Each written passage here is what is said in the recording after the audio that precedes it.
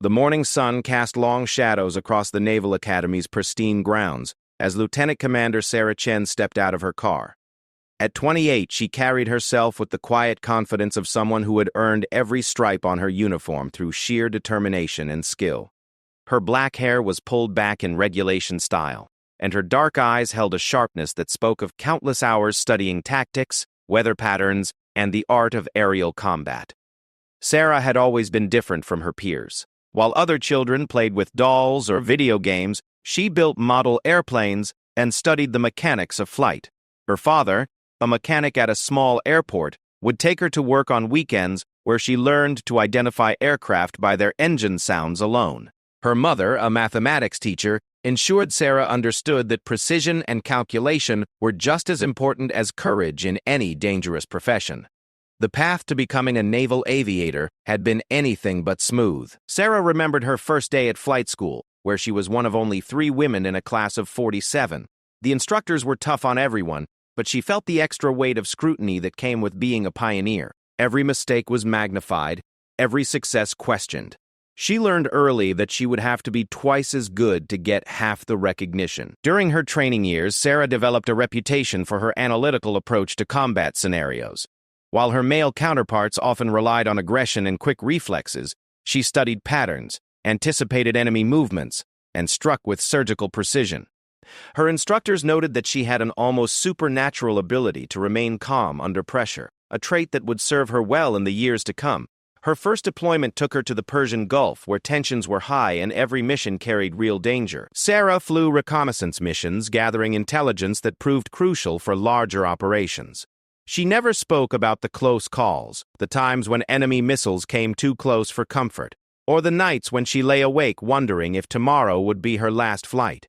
What set Sarah apart wasn't just her flying ability, but her strategic mind. She could see the bigger picture in ways that impressed even veteran commanders. During one particularly complex mission, she identified a pattern in enemy movements that led to the successful interdiction of a major supply line. Her commanding officer recommended her for commendation, noting that her analytical skills were as sharp as her piloting abilities. The years passed quickly, with Sarah earning promotion after promotion. She served in various capacities, from combat pilot to instructor to strategic planner. Each role added to her experience and reputation. Her colleagues respected her professionalism, though some found her intensity intimidating. Sarah never sought to be liked. She focused on being effective. By the time she reached the rank of lieutenant commander, Sarah had accumulated an impressive record. She had flown over 200 combat missions, participated in 12 major operations, and trained dozens of new pilots. Her personnel file was thick with commendations, though she rarely spoke about her achievements. She believed that actions spoke louder than words, and her actions had been speaking volumes for years. The invitation to the Naval War College Symposium came as no surprise to those who knew Sarah's reputation. The symposium was an annual gathering of the Navy's brightest minds, where strategies were debated, new technologies discussed, and the future of naval aviation examined. It was also, unfortunately, still very much an old boys' club, where women were tolerated rather than celebrated. Sarah had attended the symposium twice before, always as a participant in panel discussions or breakout sessions. This year was different. She had been selected to present the keynote address on modern air combat tactics, a recognition of her expertise that should have felt like vindication. Instead, she approached the assignment with her characteristic focus on preparation rather than celebration. The weeks leading up to the symposium were intense. Sarah pored over classified reports, analyzed recent conflicts, and prepared a presentation that would challenge conventional thinking about air superiority. She knew that her audience would include some of the most senior officers in the Navy, men who had shaped doctrine and policy for decades.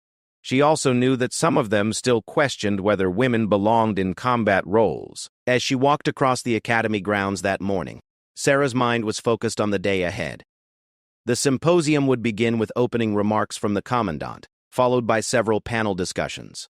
Her keynote was scheduled for the afternoon, giving her time to gauge the mood of the audience and adjust her approach if necessary. The main auditorium was already filling with officers when Sarah arrived. She recognized many faces from her years of service, some friendly, others neutral, a few openly skeptical.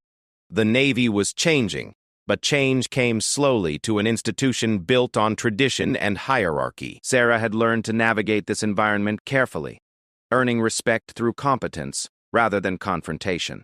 General Marcus Thompson was holding court near the coffee station when Sarah entered. At 55, Thompson was a legend in military aviation circles. He had flown combat missions in 3 different conflicts, commanded 2 air wings, and now served as a senior advisor to the Joint Chiefs of Staff. His reputation was built on aggressive tactics and decisive leadership, qualities that had served him well in an era when air combat was more straightforward. Thompson's approach to warfare was old school. He believed in overwhelming force, rapid deployment, and decisive action. His pilots were trained to strike hard and fast, relying on superior equipment and training to overcome any enemy. It was a philosophy that had worked well in previous conflicts, but Sarah questioned whether it would be effective against more sophisticated adversaries. The two had crossed paths several times over the years, always professionally, but with an undercurrent of philosophical disagreement. Thompson represented the traditional approach to military aviation, while Sarah embodied a more analytical, strategic mindset. Their different perspectives had led to heated debates in planning sessions, though both maintained the respect due to their respective ranks and achievements. As Sarah approached the coffee station, she could hear Thompson regaling a group of younger officers with stories from his combat days. His voice carried across the room as he described a particularly daring mission over enemy territory, his hands moving expressively as he recreated aerial maneuvers. The younger officers listened with rapt attention, clearly impressed by the general's experience and charisma. Thompson noticed Sarah's approach and paused his story. A slight smile played at the corners of his mouth as he turned to acknowledge her presence. The room seemed to quiet slightly, as if sensing that something interesting was about to happen. Sarah maintained her professional demeanor, nodding politely as she reached for a cup of coffee. The general's reputation extended beyond his combat record. He was known for his sharp wit and his ability to make pointed observations that could deflate egos or challenge assumptions. Some called it leadership. Others saw it as a need to dominate every conversation. Sarah had observed both sides of his personality and knew that his comment, whatever it might be, would be calculated to provoke a response. The younger officers shifted uncomfortably as Thompson continued to study Sarah with that enigmatic smile. She could feel their eyes moving between the 2 senior officers, sensing the tension but not understanding its source. Some of them had heard rumors about past disagreements between the general and the lieutenant commander, though the details were usually exaggerated in the telling. Sarah finished preparing her coffee with deliberate care, her movements calm and precise. She had learned long ago that the first rule of surviving in a male-dominated profession was never to show weakness or uncertainty. Every gesture, every word, every reaction was scrutinized for signs of emotion or instability. She had perfected the art of projecting confidence even when she felt anything but confident. The symposium's opening session was still 30 minutes away, but the auditorium was nearly full. Officers continued to arrive, greeting colleagues and settling into their seats. The atmosphere was collegial but competitive, with undercurrents of rivalry between different commands and services. Sarah knew that her presentation would be evaluated not just on its content, but on her ability to command respect from this demanding audience. Thompson's pause stretched longer than was comfortable, creating a moment of suspense that seemed to energize him. He thrived on these confrontations, these opportunities to test the mettle of other officers. Sarah had seen him use this technique before, creating tension and then exploiting it to make a point or establish dominance. She remained motionless, waiting for whatever was coming. The general's smile broadened as he prepared to speak, clearly enjoying the attention of his audience. The younger officers leaned forward slightly, anticipating entertainment at Sarah's expense. They had heard stories about Thompson's legendary ability to deflate pretensions and challenge assumptions with a few well-chosen words. None of them expected what was about to unfold. In that moment before Thompson spoke, Sarah reflected on her journey to this point. She had faced skepticism, discrimination, and outright hostility throughout her career. She had proven herself in combat, in training, and in staff positions. She had earned the respect of most of her peers through competence and professionalism. But she knew that there would always be those who questioned her presence in their ranks. The general cleared his throat, and the room fell completely silent. Even officers across the auditorium seemed to sense that something significant was happening near the coffee station. Sarah remained perfectly still, her coffee cup held steady in her hands, her expression neutral and attentive. She had no idea what Thompson was about to say, but she was prepared for anything. Years of combat had taught Sarah that the most dangerous moments often came without warning. A peaceful reconnaissance mission could turn deadly in seconds.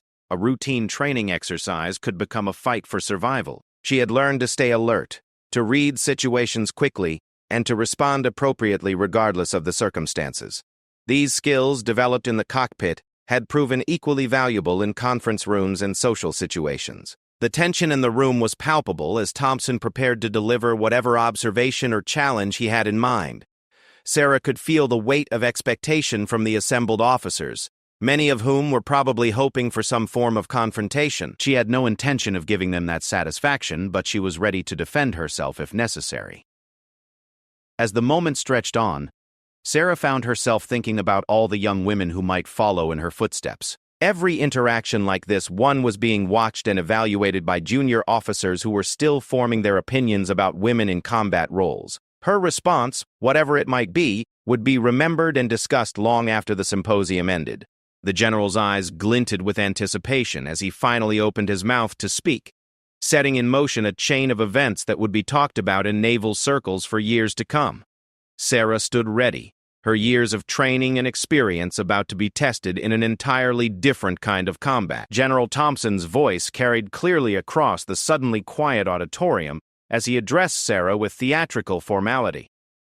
"Well, Lieutenant Commander Chen, I trust you'll be sharing some of your combat experiences in today's presentation, though I have to wonder if your limited engagement record will provide enough material for a full keynote address." The words hung in the air like smoke from a discharged weapon.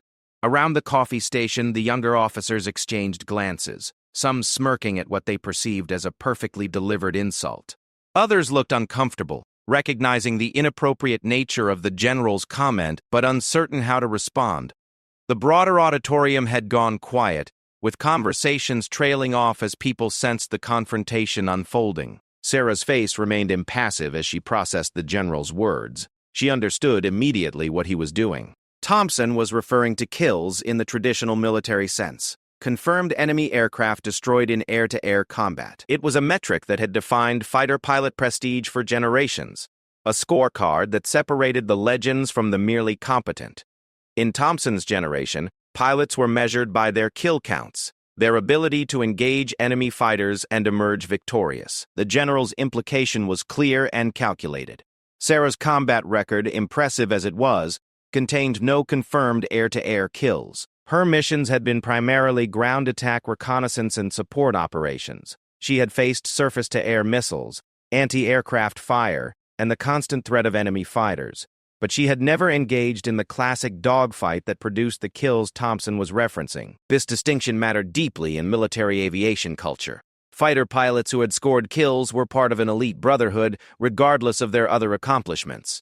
They wore their victories like badges of honor, and their opinions carried extra weight in tactical discussions.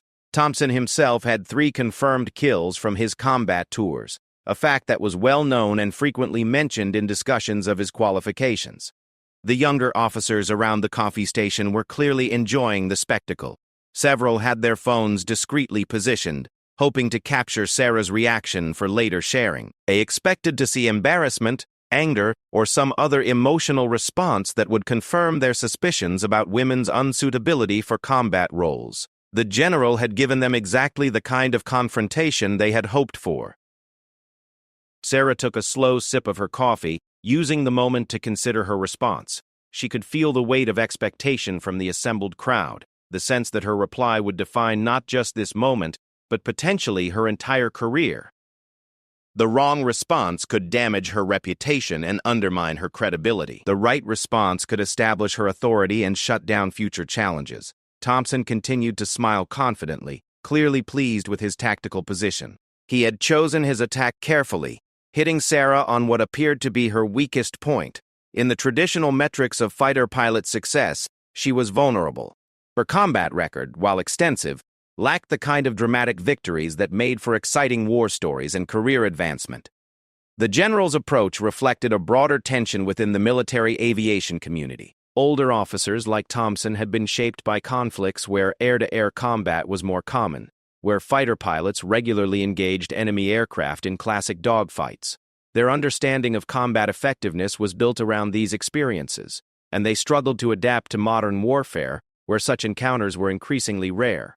Sarah's generation of pilots had fought different kinds of wars. They flew precision strike missions against ground targets, provided close air support to ground forces, and conducted reconnaissance deep in enemy territory. Their victories were measured in successful missions completed, intelligence gathered, and ground forces supported, rather than enemy aircraft destroyed. It was no less dangerous or skillful, but it produced different kinds of heroes. The silence stretched uncomfortably as Sarah continued to consider her response. Some officers shifted in their seats, while others leaned forward in anticipation. The general maintained his confident posture, clearly expecting either an angry outburst or a defensive explanation that would further undermine Sarah's position. He had used this technique successfully before, deflating rivals by exposing their perceived weaknesses in public forums. Around the auditorium, conversations had stopped entirely as people became aware of the confrontation. Senior officers who had been discussing policy matters turned their attention to the drama unfolding near the coffee station. Junior officers pulled out phones to record what they sensed would be a memorable moment. The atmosphere crackled with tension and anticipation. Sarah's mind raced through possible responses. She could defend her record, explaining the nature of her missions and their importance to overall military objectives. She could point out that modern warfare had evolved beyond simple kill counts. She could challenge Thompson's fixation on outdated metrics. All of these approaches had merit, but they would also put her on the defensive and validate his premise that kills were the primary measure of pilot effectiveness. The lieutenant commander's reputation for analytical thinking extended beyond tactical planning to interpersonal combat. She had learned to dissect confrontations the same way she analyzed enemy formations, looking for weaknesses and opportunities that others might miss. Thompson's attack, while seemingly strong, contained vulnerabilities that a careful observer could exploit. The general's emphasis on kills revealed something important about his mindset and potentially his own insecurities. His identity was so tied to his combat victories that he needed to diminish others to maintain his own sense of superiority. This suggested that he might be more vulnerable to a carefully crafted counterattack than his confident demeanor implied. Sarah also recognized that the audience was expecting a certain type of response. They wanted drama, emotion, and conflict. By refusing to provide the expected reaction, she could potentially shift the dynamic of the encounter entirely. Sometimes the most powerful response was the one that nobody anticipated.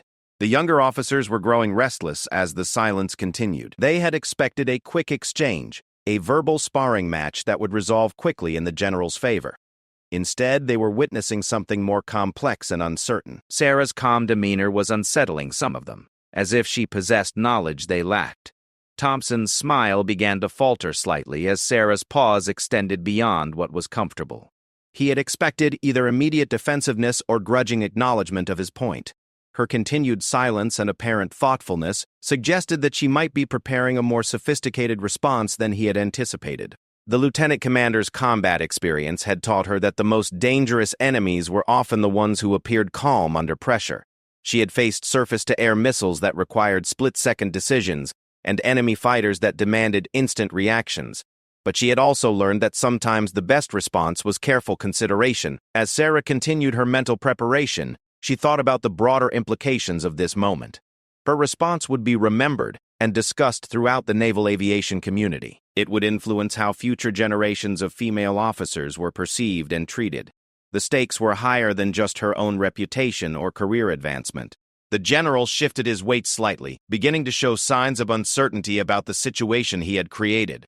His tactical position, which had seemed so strong moments earlier, was beginning to feel less secure. Sarah's refusal to play by the expected rules was changing the nature of their encounter in ways he hadn't anticipated. Around the auditorium, the tension was becoming palpable. Senior officers who had initially been amused by the confrontation were beginning to look concerned about its duration and potential consequences. Junior officers were uncertain whether they should continue watching or tactfully look away. The entire symposium was being held hostage by this single exchange. Sarah's years of study had included extensive reading about military history and the evolution of warfare. She understood that every generation of military leaders faced the challenge of adapting to new realities while honoring the traditions of the past. The tension between Thompson's perspective and her own was part of this larger historical pattern. The lieutenant commander also knew that her response needed to be measured and professional, regardless of the provocation. Losing her temper or responding with equal aggression would validate stereotypes about women's emotional instability under pressure. She needed to demonstrate the same cool professionalism that had served her well in combat situations. Finally, after what felt like an eternity but was probably only 30 seconds, Sarah lowered her coffee cup and looked directly at General Thompson. Her expression remained neutral, almost curious, as if she were genuinely interested in his perspective rather than offended by his challenge. The room held its collective breath as she prepared to speak. Her voice, when it came, was quiet but clear, carrying easily across the now silent auditorium. Every officer present strained to hear her words, sensing that they were about to witness something significant. Sarah's tone was conversational, almost casual, as if she were discussing the weather rather than defending her professional reputation. The response that followed would be discussed in military circles for years to come, not for its volume or aggression, but for its precision and devastating effectiveness. Sarah had spent her career studying the art of warfare, and she was about to demonstrate that her skills extended far beyond the cockpit of a fighter aircraft. Sarah's voice cut through the silence with the precision of a surgical blade. "You're absolutely right, General Thompson. I don't have any kills on my record." She paused, allowing the admission to settle over the stunned audience before continuing with the same measured tone. "I've never had to shoot down one of our own aircraft." The words landed with the impact of a precision-guided munition, creating a shockwave that rippled through the assembled officers. The meaning took a moment to register, but when it did, the effect was devastating. Sarah wasn't talking about enemy aircraft at all. She was referencing the most closely guarded secret in modern military aviation, the incidents where American pilots had been forced to engage their own forces to prevent catastrophic intelligence breaches. General Thompson's face went through a series of rapid changes as the implications of Sarah's response became clear. His confident smile vanished, replaced by a look of shock and then growing alarm. Around him, the younger officers who had been expecting entertainment suddenly found themselves witness to something far more serious and uncomfortable than they had bargained for. Sarah continued, her voice remaining steady and professional. "In my experience, the most difficult targets aren't enemy fighters trying to kill you. They're American aircraft with compromised pilots or classified materials that can't be allowed to fall into enemy hands. Those missions don't make it into the official kill counts, but they're the ones that really test a pilot's judgment and resolve." The auditorium had become completely silent. Even the ventilation system seemed too loud as hundreds of officers processed what they were hearing. Sarah was revealing knowledge that very few people possessed, information that was compartmentalized at the highest levels of military intelligence. Her casual reference to these ultra-classified operations demonstrated a level of clearance and involvement that nobody had suspected. Thompson's face had gone pale as he realized the magnitude of his miscalculation.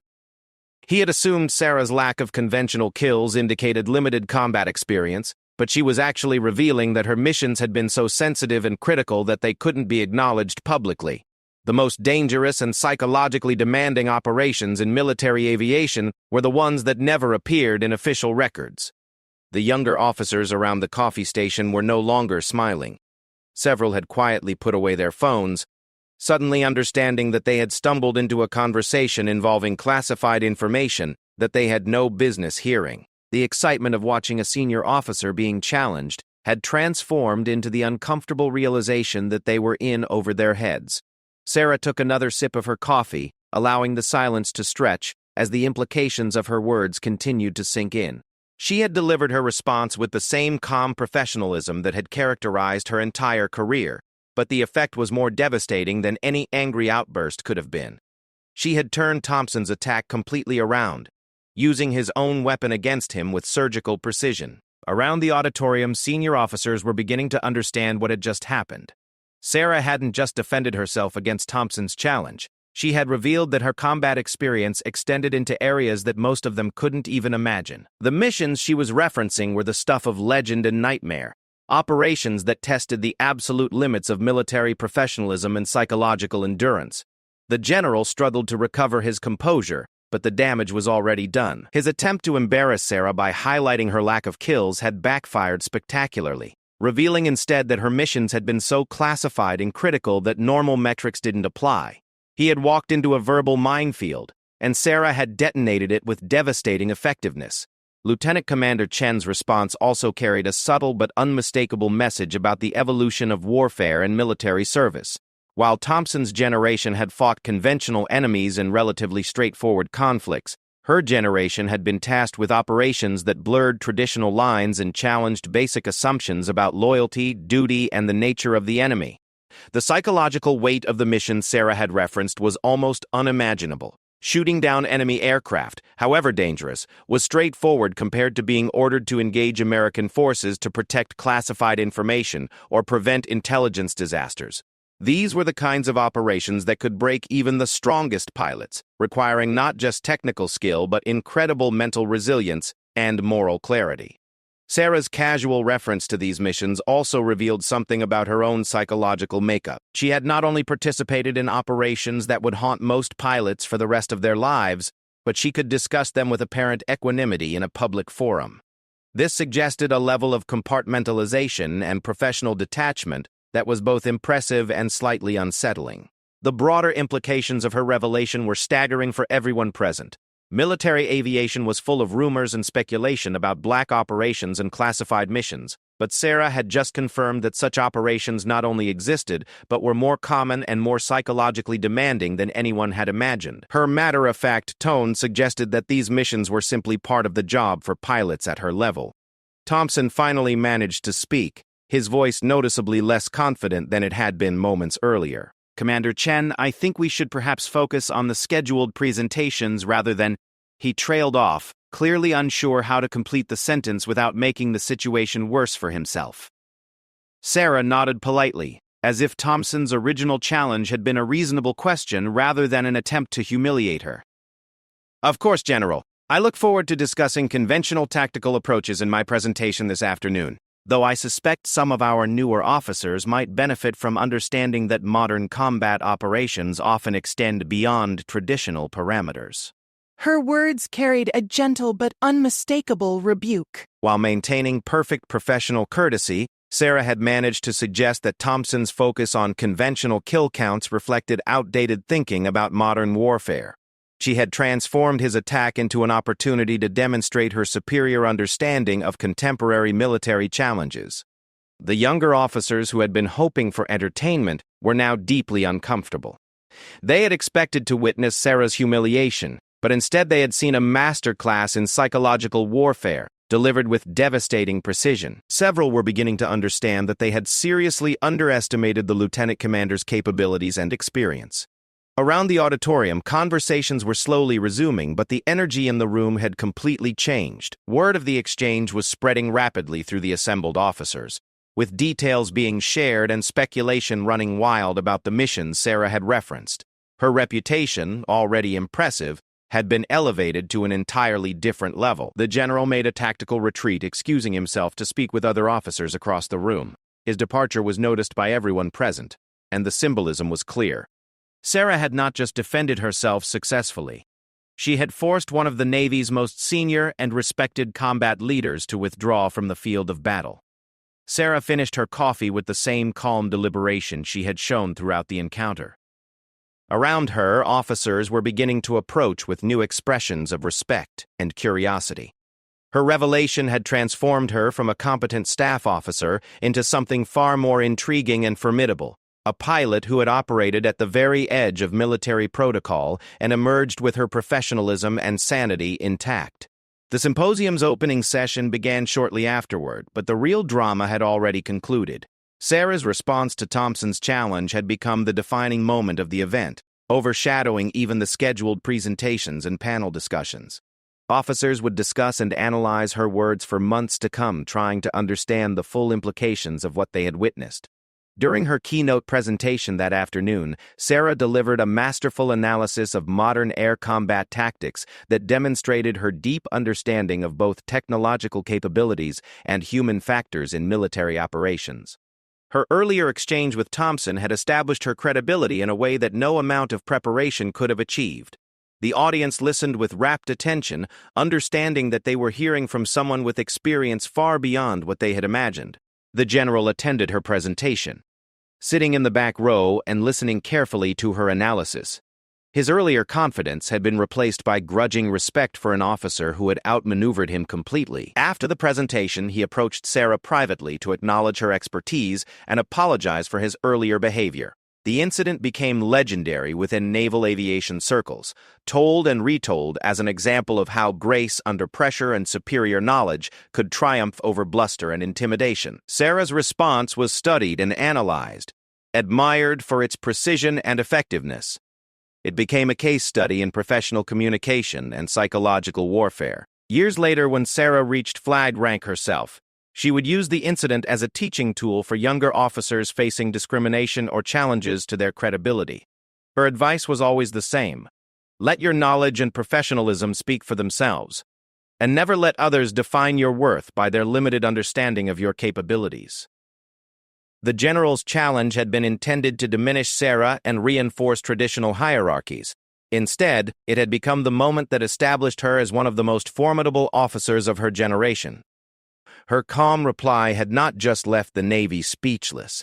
It had changed the conversation about women in combat roles forever. The symposium concluded with Sarah receiving standing ovations for both her presentation and her demonstrated grace under fire. Officers who had questioned her presence in their ranks now sought her counsel and expertise. The challenge that was meant to end her credibility had instead launched her toward the pinnacle of naval leadership. In the years that followed, Sarah would serve with distinction in increasingly responsible positions, eventually reaching the rank of admiral and serving as one of the Navy's senior strategic planners. The incident at the symposium was just one moment in a distinguished career, but it was the moment that proved she belonged at the highest levels of military leadership. General Thompson, for his part, became one of Sarah's strongest advocates, recognizing that his failed challenge had revealed an officer of exceptional capability and character. Their relationship evolved into one of mutual respect and professional collaboration, proof that even the most contentious beginnings could lead to productive partnerships. The story of Sarah's reply became part of naval aviation folklore, inspiring countless officers to maintain their composure under pressure and demonstrate their competence through performance rather than confrontation. It served as a reminder that in the modern military, success belonged to those who could adapt, excel, and lead, regardless of the challenges they faced.